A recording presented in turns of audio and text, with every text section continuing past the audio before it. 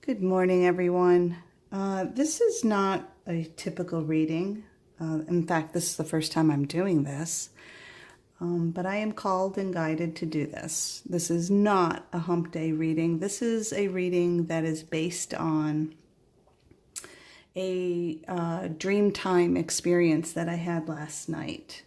There's a little bit of backstory to it. Actually, there might be a couple of backstories to it.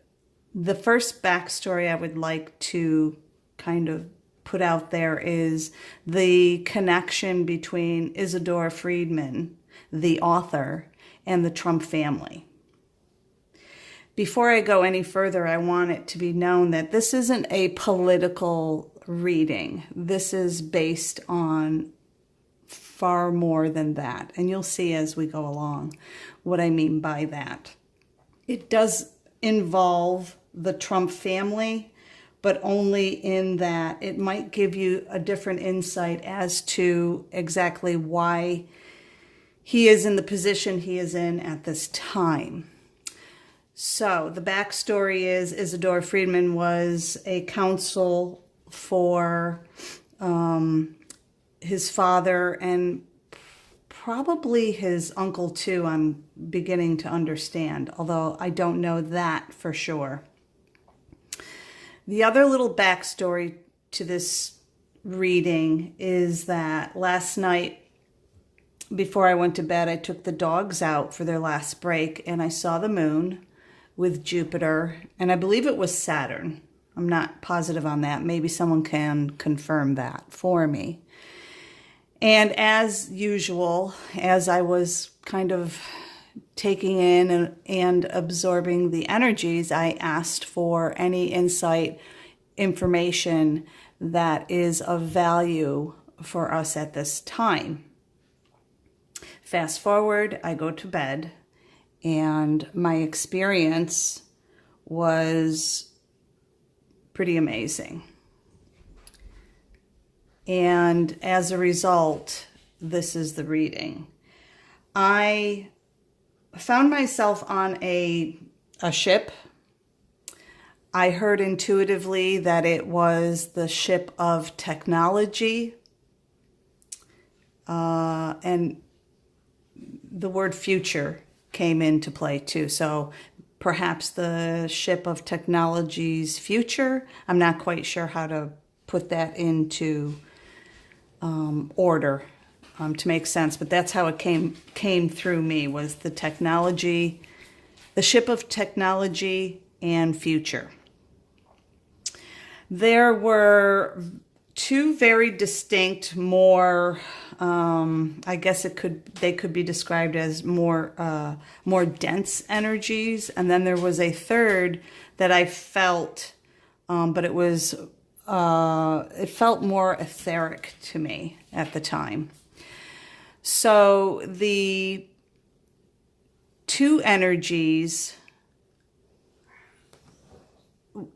presented me, or put before me, this whole conglomeration of what looked like research diagrams and papers and like journals, and it was not terribly organized, but that was what came to me. Was I saw diagrams and then research words. And the first thing I telepathically or intuitively asked was, "Who are you?" And I heard Isadora John. I knew who Isadora was, but I did not know who John was. So I asked, "Who is John?" And I got a visual, a snapshot of Trump's face. Now, I'm not a fan of the man, but I do have a deep understanding as to why he is in the position he is in and what the purpose is. I've always been of the belief that we have to work with what we're presented, not against. So having said that, I I assumed at that point that the John was related to Trump somehow, although I didn't know that. And I, of course, understood the Isidore aspect. And so I look back at this conglomeration of papers, and it came to me, it struck me that it felt like Tesla to me. And so I asked, is this Tesla's work? And the whole mass of papers and so forth in front of me took on a glow, like almost it felt like it was in response to my question. And what immediately came to mind was this is like almost like a living grimoire of Tesla. So I felt like it was still a very active energy within the research. So they then showed me, presented to me, you know how in dream times things just kind of appear. So what appeared in front of me was this hologram. It felt like a hologram of a starfish shape. Actually, star-shaped. It reminded me of a starfish. And even more than that, it reminded me of the card in the deck that I use of the starfish. Let me get that right. Okay. So in this card, I didn't even really think to look at it, but I don't see it. In this card, you don't really see exactly what I saw. But in the center of this hologram, there was a very distinct triangle. But the whole starfish reminded me very much of this beautiful, lacy webbing within the shape. So I'm just going to place, actually, I'm going to place that right there. So of course, when I woke up, I did two things. I researched to try and find out a John association to the POTUS, and came up with, of course, his uncle was John Trump. And what I didn't realize is that it's written, and I can only assume at this point, because of my experience, that there's truth to it, that John Trump was one of the first people to go into Tesla's New York apartment after he had passed. And so he had access and reviewed all of the research that was in the apartment at that time. He then publicly pretty much poo-pooed the whole importance of the documentation. But that, I sense, was not the truth in a private sector because of his presence in this Dreamtime experience I had. I then went to my deck of cards, and for those who do the, watch the Hump Day with me, this deck of cards. And as I went through the deck to find the starfish, I had to go through 10 cards before it. So the starfish is the 11th card, and of course that number is pretty specific and important. It was preceded by, and this is where the reading's going to come in. And this is live, like I haven't done any kind of, thought process on this, but this is exactly how they presented as I was searching for the card. So the first card that came up was Wolf, and it was inverted. It's an earth card. It's all about community, communication, and teacher, student, student, teacher. And so it's out of balance. It's really no surprise, right? Considering the state of our country specifically, but the world in general.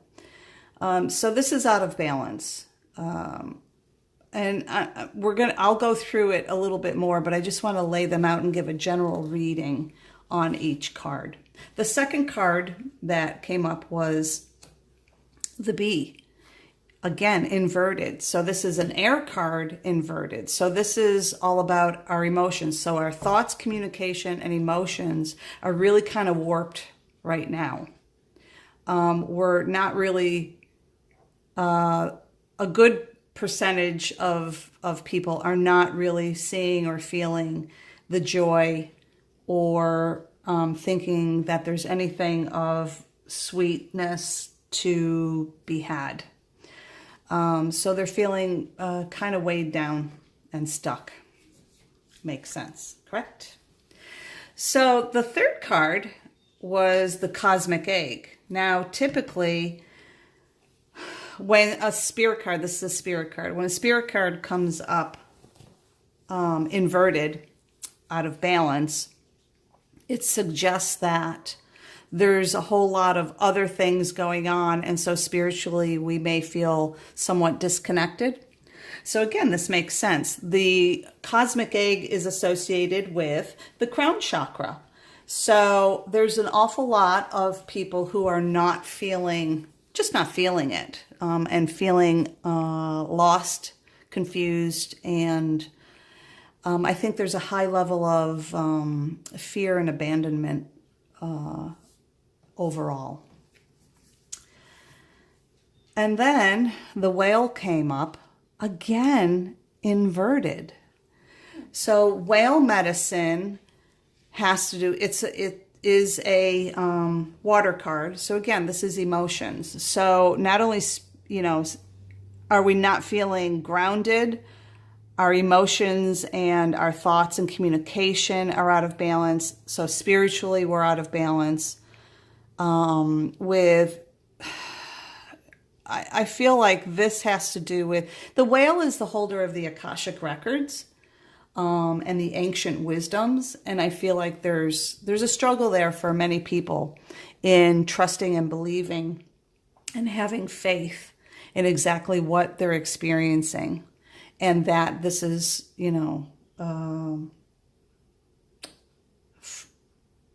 going to result in an overall goodness. The next card is the sea serpent. So now we have, there's a change here, right? So the sea serpent it's a spirit card in balance. And the sea serpent has to do with the second chakra. And I think in a previous Hump Day video, I had somewhat touched on the whole, lower three chakras really being out of balance and quite a struggle for many of us, including myself. But now we're coming into balance, and now we are starting to feel a reconnection to what our purpose and our passion and our mission is, and that then invokes our creation. So we're starting to shift the creation of our experience is how I'm taking this. And so that's an amazing thing. And then the rabbit. Now, rabbit is an earth card. So, see, we went from spirit, we had earth, air, spirit, water. Now we have spirit, earth. This card is about facing our fears, really tuning in on a sensory, on our sensory level, our hearing, our sight, our smell, our touch, and coming into a real healing. I take this as like a healing phase. And there's multitude. There's a lot of abundance with this card, or the potential to. There's caution. There's still a little bit of leeriness with this card, but we're starting to step into being grounded again in our experience and the truth of it. And then Gazelle. I hope I'm getting this all in for you guys. I'm sorry if I'm not. Let me adjust. Gazelle. So Gazelle is a fire card. It's the first fire happening, right? So that's the ignition of. It's very directional. It is a very graceful and somewhat fast-paced energy. So your spirit reconnection is going to come in abundance and fast and not furious, but very fast and graceful. You see that there is a full sun behind the gazelle. You see the gazelle's anatomy is very directional. The antlers are directly connected to spirit and creator universe. The ears are ginormous and in alignment with the rabbit as far as what we're receiving, messages that we're receiving. Don't take them lightly. I mean, don't get all crazy serious, but just understand that there are some very profound messages happening for many people right now. And it's not a sort of fly-by-night kind of time. It's an intense time. We're really starting to expand into it here. And even more so, because the next card was the eagle.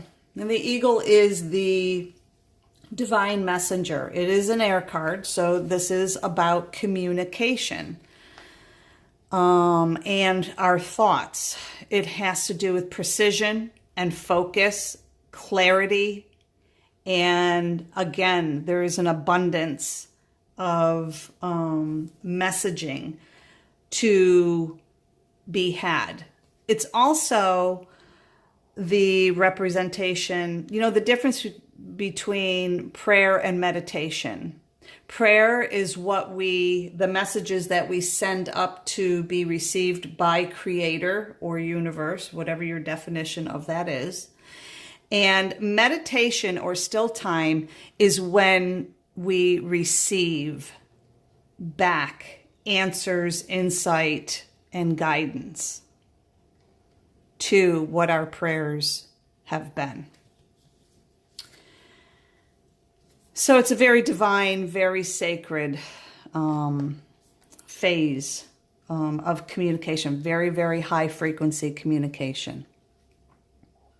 And yeah, it is heart-based. The golden egg definitely presents that. I want to make sure you guys see this. So the golden egg is a spirit card, and it represents the heart chakra. And it is that silent stillness of knowing and of expansion. And look at the symbolization, I'm just realizing, in this card. Right. Okay, another confirmation about my dream time. So there is a very heart-centered less in your head, knowing, understanding, guidance. I feel like there's going to be just an immense amount of clarity for many people coming up very soon.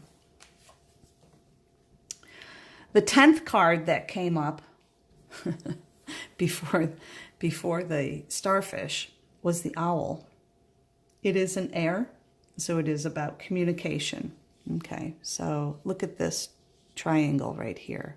We have the eagle, we have the heart, and we have the owl. The owl, of course, is the epitome of wisdoms and magic and being able to see in the void and understanding the wisdom of it all. It's a observation, or the observer medicine.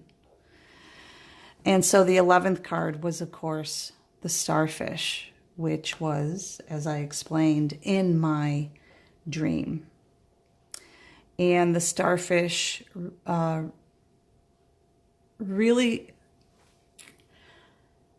the Starfish is water, so it's about emotion. It's imbalanced.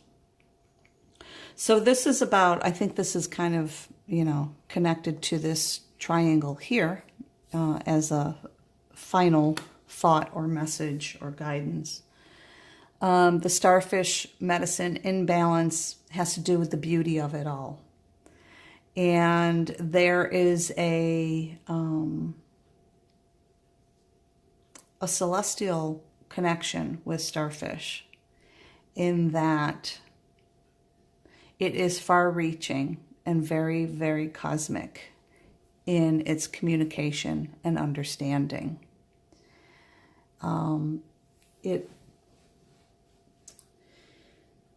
Because of the webbing and the delicacy of it, it has very much to do with understanding